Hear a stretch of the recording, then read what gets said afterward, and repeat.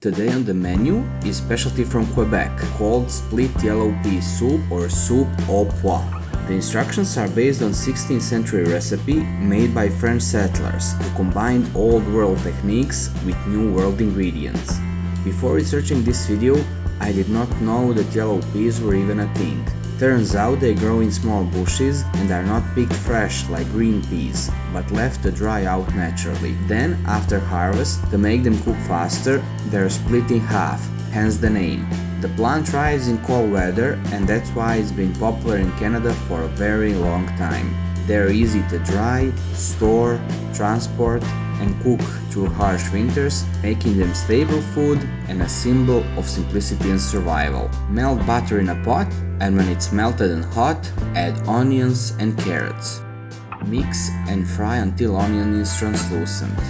Add water and then add meat. You can use any salted, smoked or dried meat. Mostly use are ham hock or pork knuckle or leftover ham bone. I am using type of bacon that is made of lightly smoked and cured pork belly. Continue with adding yellow peas, add thyme and 2 bay leaves. Mix again and finish with salt and pepper.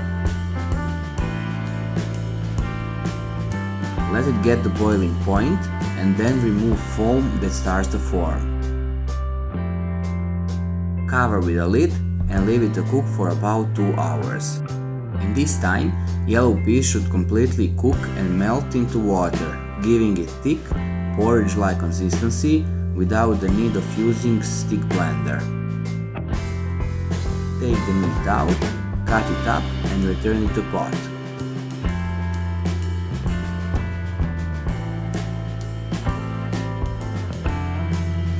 Finish with adjusting pepper and salt to taste. Take out bay leaves and we are all said and done. Thanks again for watching and I wish you all the best.